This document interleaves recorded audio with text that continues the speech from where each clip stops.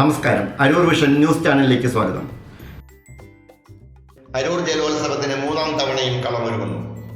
അരൂക്കുറ്റി പാലത്തിന് സമീപം കൈതപ്പുഴ കായലിൽ കഴിഞ്ഞ 2 വർഷമായി നടന്നുവരുന്ന ജലോത്സവം മൂന്നാം തവണയും ആഗസ്റ്റ് 25 ഞായറാഴ്ച ഉച്ചയ്ക്ക് 1 മണി മുതൽ പൂർവാധികം ഭംഗിയായി നടത്തപ്പെടുന്നു. ജലോത്സവത്തിന്റെ മുന്നൊരുക്കമായി സുരക്ഷാ സംവിധാനങ്ങൾ ഒരുക്കുന്നതുമായി ബന്ധപ്പെട്ട് പോലീസ് വകുപ്പിലെ ഉദ്യോഗസ്ഥന്മാരുടെയും ഫയർ ആൻഡ് റെസ്ക്യൂ വിഭാഗത്തിന്റെയും സംയുക്ത യോഗം ആഗസ്റ്റ് 19 തിങ്കളാഴ്ച വൈകിട്ട് 5 മണിക്ക് അരൂക്കുറ്റിയിലുള്ള ആഘോഷ കമ്മിറ്റി ഓഫീസിൽ നടന്നു.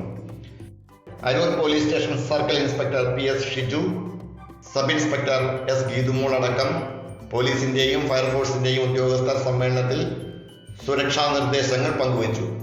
ട്രാഫിക് നിയന്ത്രണം, വഞ്ചികളിലും ബോട്ടുകളിലും ഉപയോഗിക്കുന്ന ലൈഫ് ജാക്കറ്റുകൾ, ആംബുലൻസും എമർജൻസി മെഡിക്കൽ സൗകര്യങ്ങളും തുടങ്ങിയ വിഷയങ്ങൾ ചർച്ച ചെയ്തു. ഈ വള്ളംകളി തുടരാനുള്ള നിങ്ങളുടെ തീരുമാനം തീർച്ചയായിട്ടും അഭിനന്ദനം അറിയിക്കുന്നതാണ്. അതിന് ഞാൻ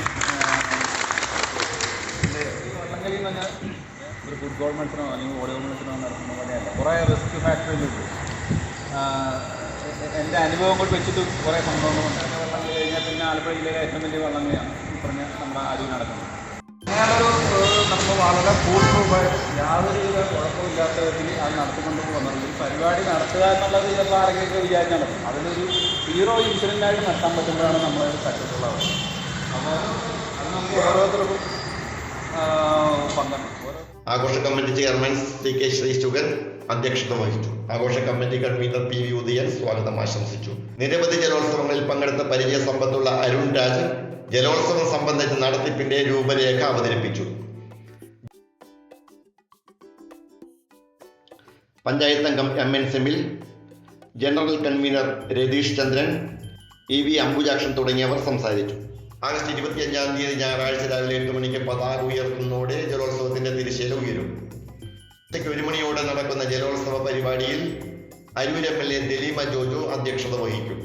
മന്ത്രിമാരായ Saji ചെറിയാനും P പ്രസാദും Alappuzha MP KC വേണുഗോപാലും അടക്കം നിരവധി പ്രമുഖ വ്യക്തികൾ ജലോത്സവത്തിൽ പങ്കെടുക്കുന്നുണ്ട്.